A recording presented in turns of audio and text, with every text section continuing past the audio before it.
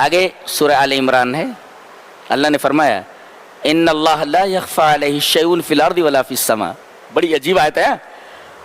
اللہ تبارک و تعالیٰ کے اوپر زمین کے اندر یا آسمان کے اندر کوئی چیز ایسی نہیں ہے جو چھپی ہوئی ہو.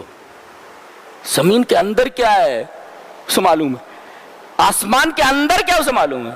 کیا سمجھے اس سے؟ یہی سمجھنا رہتا ہے قرآن حکیم کا جو اشارہ ہوتا ہے کہ جب وہ زمین کے اندر والی چیزوں کو دیکھ رہا ہے اور آسمان کے اندر والی چیزوں کو دیکھ رہا ہے تو تم تو زمین کے اوپر اور آسمان کے نیچے ہو. بتاؤ تم کو کیسے دیکھ رہا ہوگا؟ تم نماز پڑھ رہے ہو دیکھ رہا ہے، نہیں پڑھ رہے ہو یہ بھی دیکھ رہا ہے، کس کے ساتھ کیا کر رہے ہو دیکھ رہا ہے، دکان میں کس طریقے کا برتاؤ کر رہے ہو وہ دیکھ رہا ہے، اللہ کے سامنے رو رہے ہو تنہائی میں دیکھ رہا ہے، کس کو ستا رہے ہو دیکھ رہا ہے، کس کو معاف کر دے رہے ہو دیکھ رہا ہے، صبر کر رہے ہو دیکھ رہا ہے، ظلم کر رہے ہو دیکھ رہا ہے.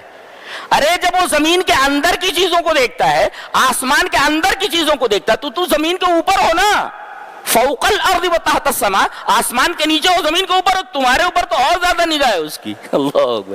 جو زمین کے اندر اور آسمان کے اندر دیکھ سکتا ہے تم تو اوپر ہو، اوپر تو سامنے چیزیں دکھائی دیتی ہے، کھلا دکھائی دیتا ہے. یہ آیت کریمہ بتا رہی.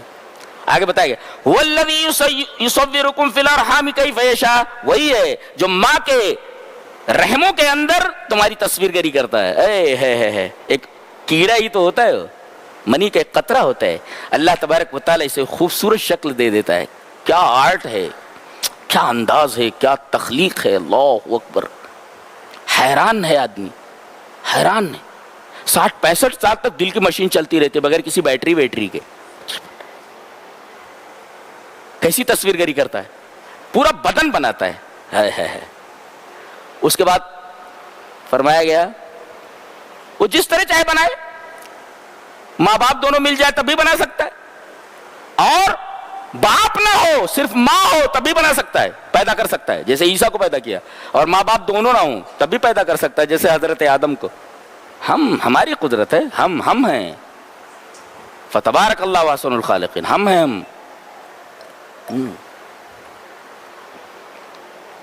تو ماں کے رحموں میں ہم تمہارا بدن بناتے ہیں. اس کے بعد کہا گیا هو الذی انزل علیک الکتاب، تمہارے اوپر کتاب نازل کی. ماں کے رحموں کے اندر تمہارے بدن کو بنایا، سنوارا، اور جب تم باہر آئے، ہوش آیا، تو تمہاری روح سنوارنے کے لیے کتاب نازل کر دی. یہ کتاب ہے جو روح کو سنوار رہی ہے.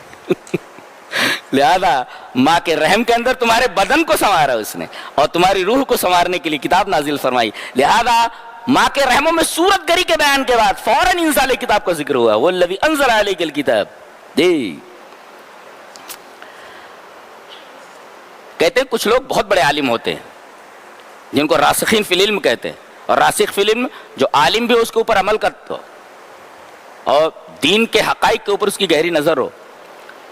کہتے ہیں یہ دعا کرتے ہیں راسخین فی العلم، ربنا لا تزغ قلوبنا بعد اذ ہدیتنا، اے ہمارے رب ہدایت دینے کے بعد ہمارے دلوں کو ٹیڑھا مت کرنا. ایک بات تو یہ معلوم ہے کہ آدمی غلط راستے پر پڑتا ہے اس وجہ سے اس کا دل ٹیڑھا ہو جائے. ٹیڑھے راستے پر چلنا اس وقت ہوتا ہے اس کو جب دل ٹیڑھا ہو جائے. ٹیڑھے راستے پر کون چلتا ہے؟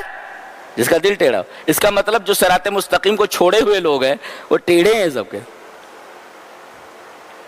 وہ کہیں سنا تھا کہ پہلے لوگ یہ کہتے تھے بیٹا چھوٹے بال اور سیدھی چال یہ شرافت کی علامت ہے، اور آج کل لمبے بال اور ٹیڑھی چال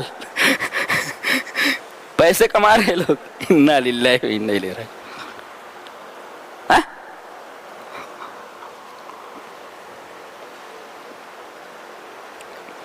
تو ٹیڑھا کب ہوتا ہے آدمی؟